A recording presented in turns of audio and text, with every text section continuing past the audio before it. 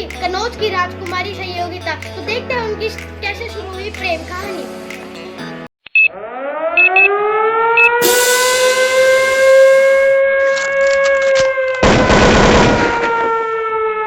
पृथ्वीराज चौहान का नाम भारत के महावीरों में शुमार है।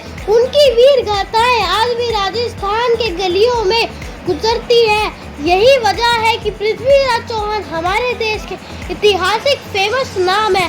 भारत की कोई ऐतिहासिक किताब में पृथ्वीराज चौहान के बारे में आपको पढ़ने के लिए मिल जाएगा।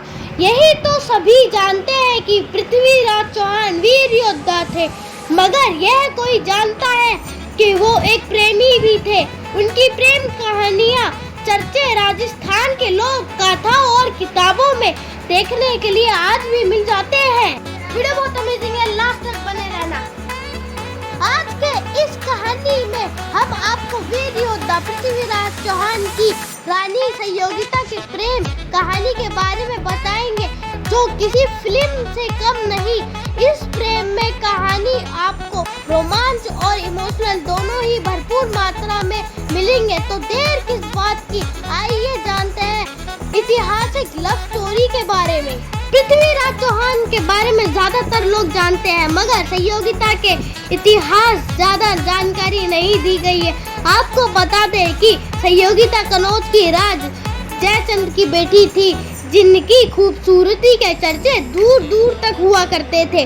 उनकी बचपन में कंतेमती और सज्जू तक के नाम से बुलाया जाता था।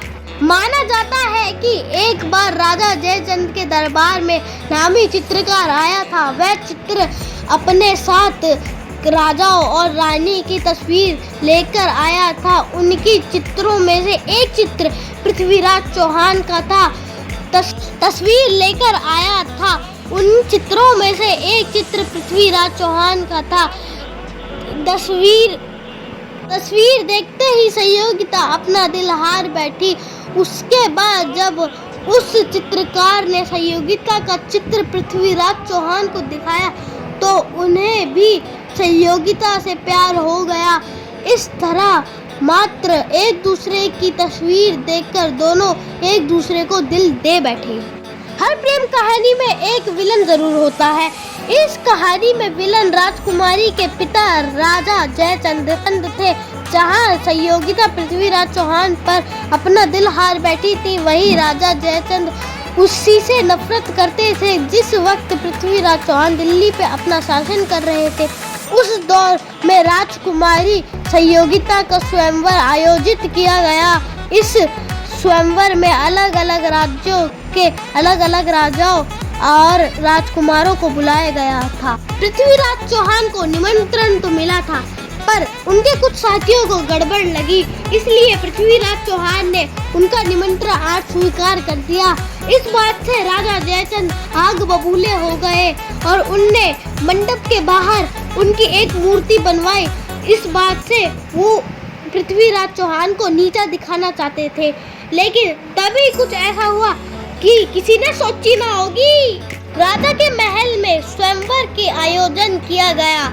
संयोगिता अपने पिता से मूर्ति लगाने के फैसले पे बेहद नाराज थी। जब स्वयंवर शुरू हुआ तो संयोगिता से किसी एक राजा को चुनने के लिए कहा गया। तब उन्होंने स्वयंवर करने के लिए इनकार कर दिया, लेकिन जब उन्होंने पता चला कि पृथ्वीराज चौहान आए नहीं तो दरबार में लगी मूर्ति को ही वरमाला पहना फैसला लिया। जैसे ही संयोगिता मूर्ति को वरमाला पहनाने जा रही थी, तभी वहां पर पृथ्वीराज चौहान आ गए और संयोगिता ने पृथ्वीराज चौहान के गले में वरमाला डाल दी। तभी स्वयंवर कंप्लीट हो गया और वो सीधे दिल्ली के लिए निकल गए। तो यही थी पृथ्वीराज चौहान। तो आपको कैसे लगी पृथ्वीराज चौहान और संयोगिता की अमर प्रेम कहानी? आपको वीडियो कैसी लगी? अगर अच्छी लगी तो लाइक, सब्सक्राइब, शेयर करें, बेल आइकन को प्रेस करना ना भूलें।